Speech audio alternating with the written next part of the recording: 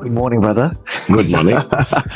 I think we haven't caught up in a while, so this is actually quite nice. Actually, We'll just start off with you perhaps introducing yourself for our audience, and then we'll just kick into our conversation. sure, definitely. So, my name is Mayur.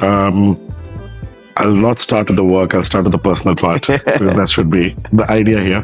Father of a 4-year-old, married to someone who we always say dating still. We've been dating each other for 17 years now. So, I'm going to remember that one. And I work in the space of sustainability and climate tech. That's where we also cross paths. Yep. Run a collective of sustainable brands, invest in the space. But yeah, all my life is around making early stage ventures in sustainability and climate tech successful. I love that. And that's a perfect way to start because you're not Singaporean, but you've lived in Singapore for quite a while now. Yeah. Could you tell us about your journey moving over to Singapore and then starting the Green Collective and kind of developing that space and that career? Because it's not conventional Exactly. to a certain extent. Yeah. But we'd love to hear it from your point So of view. interestingly, Singapore is the one city I've lived the most in my life. Okay. Right. Although born and brought up in India, but I moved around cities for work, for education, everything else. So Singapore is actually now the one city I've lived the most in my life. How many years is that? So it's 10 plus years, 11 years almost now. Okay. So I moved here in 2014 and around 2013, 14. And how I describe my career is I was a banker who worked on energy and resources. Moved to working in palm oil, so I had to turn to sustainability, right? So Get the carbon points back. exactly. So I had to do that, but I moved here and I was actually consulting the Singapore government, which used to be Spring and IE Singapore, on how to design grant structures for a lot of the SMEs. And that experience for me, just in the first one and a half years, was amazing to see, because for me personally, this was the first time I was working in a developed country. Okay. I worked in India, I'd worked in Malaysia, Indonesia, and this other developing countries. And I was really inspired by that. Talking about the non-conventional part. So to give you more background, like from a family side, I'm the first non-teacher in 4 generations of my family. Wow. So we are very far away from doing a business of our own. Of course. Right? In fact, growing up, it was looked down upon. That you should study hard, you should become an engineer or a doctor. In fact, the school I went to had only 2 options. You could do maths or bio. Wow. There was not even an option of doing commerce. Okay. I ended up doing economics. That's because I was like, okay, I am not going to be great in this. Yes. I'm good in this, but I'm not great in this. Yes. So I think that value system or that thing stays till date, that a very keen understanding of who you are and being very honest to yourself. Yes. So I think I got to a stage in my life, because when I was in my undergrad, I was a very different person than what working people have seen me as. I used to teach Braille at one point of time. And then banking and palm oil and doing an MBA I lost all of it. I tried to keep a part of it, but creating positive impact in the society was very, very close to my heart. So, and I still call myself a calculated entrepreneur. So I waited for the time I had paid my day school loan. There was no liabilities on my side. And then I was like, you know what, now I had made my long distance into a short distance, got married to my girlfriend. So a lot of the personal things were taken care of. And then I started looking at, okay, where do I want to play a role as an individual? And that's when I started working in the space, actually. Started working on building a platform which was focused much more on social impact, working with artisans across Asia. Yes. And then, now that was 5 years back. Yeah. I mean, the one big note I'll take from your journey is finding yourself a little bit earlier and realizing what you'd be great at, and maybe going off that conventional path to create your own space in what you want to do. And I know there's a lot of people that don't have that benefit or that ability, or they haven't figured it out yet.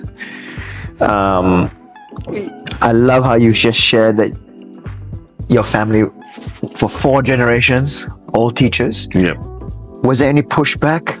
Was there any criticism for you when you decided that you wanted to change and go down a different journey? Yes, a lot. I think there are uncertainties, right? Coming from lower middle income class family in India, I think why people go for certainty and certain careers is what they think certain is, right? Of course. Is so that you can get down the path of being self-sufficient and financially independent soon enough. So I think that's the insecurity that is there. Definitely a lot of resistance to going off the beaten path, because and it happens today as well, right? I mean, even when we work with startups, or if there's some completely novel and new, we're scared. Yes, we're scared about it, and but I think at some time down the line, you have to stand up for what you don't just believe in, but you're convinced about, like you've thought about it enough. And but the resistance, I think, will always be there. The resistance was there from my family or people around in terms of, why are you quitting a job? Yes. You've done all the hard work, You've right? got a good job. You're earning. Good school for undergrad. You've done your MBA. You've done the pre-work. You've done banking. So you set your salary standards high. Now, why do you want to move to taking $0 every many months? So, but I think that's where, going back to what you were saying, like, I think understanding yourself is a process. It's a continuous process. We're all evolving. So there's no static time for it. But in general, I feel that if you keep going through that process day in, day out, these answers are much clearer for you. Yes. Yes. Because eventually you are responsible for the decisions we make. Right. 100%. And we're all on a journey. Yeah. Life is a journey. We all figure things out with experiences, with people. Yeah. And it's not supposed to be easy. That's what I've always felt. You know, I think we should be challenged. That's what makes us better. That's what makes us want to strive to do more. So looking back on your journey, if you could change anything, or if there were any important milestones or failures, you know, what would you do? Would you do anything different? That's interesting, actually. I think won't change the journey, because a lot of it led to where I am.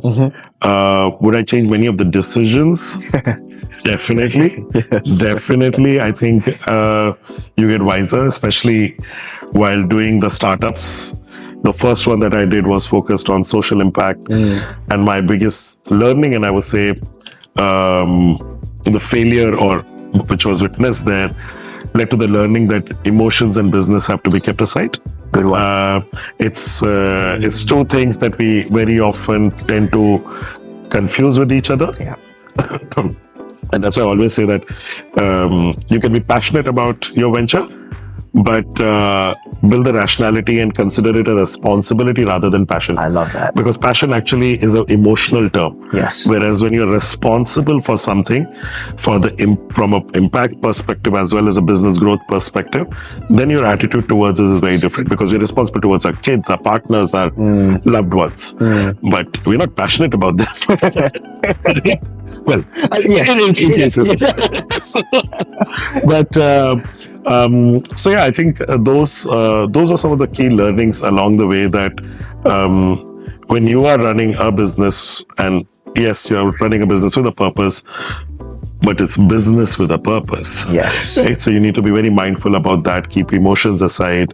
Working with people, and I think I've definitely had a change in the style in which I work with people, and to be able to make individuals realize and maximize their potentials. Yes.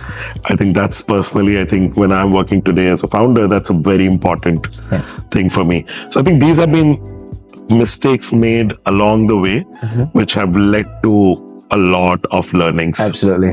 And hindsight gift, right? You Yes, can look back on exactly. everything and be like, I great. could have done this, and I should have done that. And then everything that worked well, you're like, well, yeah, I did that right, but it's hindsight. It's hindsight. But you use it. You use it as the learning curve. Correct. To apply it for foresight. The next thing you're going to do. The next person you want to work with. The next impact that you want to have. So I love it. I love everything. Again, I pretty much know your story, but it's so refreshing to hear it again as we talk and catch up. My last question for you would be defining success. Yeah, it's a tough one, right? Yes. But I'm going to draw onto someone. So the first artisan that we had on Kupita, the first startup that I did, is this couple in Yogyakarta. They do batik. Yes. They're batik artists, and they teach a philosophy which is called the creative process. And I love how they talk about life and fulfillment, and that's what I relate to in success. So basically what they say is that we very often talk about the internal and external, right? So internal being about how you feel inside, external being how you look and the people around you. But the one thing they talk about differently is you need to have a rasa. Rasa is, you can call it, English is just a bad language to express it, but feeling, it's a feeling. No, but it's actually, feeling, it's a bad habit. Oh. So what they say is, the balance actually comes in once you're internal, external, and the one vice that you have, vice is actually a good term for it. One vice that you have is getting channeled with your internal and external coming in balance. Okay. So for me, success comes in when all these three can be actually aligned, because that is true happiness for me. Yeah. Right? I mean, and the vice can be anything. It could be playing sports to doing things which are slightly irrational to some people in the world. Right? So, so I look at it from that perspective.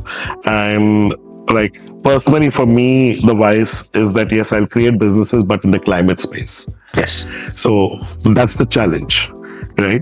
And the vice could be different for different people. I think if you can balance the three of them and feel happy, that's success. Yes. I agree with you, because I'm supposed to have a conversation with Trish later as well. And what you just touched upon was going to be how I was going to define success as well. One of the aspects of it. So it's exactly. So 100% agree, 100% understand it, 100% feel it. Because I think it is a feeling. You need It's a feeling, yeah. Everyone's different. What my success is very different to your success. It's very different to Natalie and Trisha's success, because we all have different fulfillments and different happiness, and it's two different things. But if you can bring it together and have it, exactly. Go. Yeah. Because that's a challenge, right? I mean, growing up in banking and all, I still have people who are thinking about what's the next bonus and how much higher will it be from the next bonus. Right. How much can you earn? Yeah. So it's a matter of one of the saddest things that I see around is people associating money with happiness and success, and that's a very tricky one. It is, because you just cannot earn enough. No, it's a machine. Yeah, and you're right. There's what's the next goal, or what are you doing? What are you doing with that money now? Are you actually doing anything, or is it just the monetary part of it? That's right. Thank you, brother. Perfect. Done.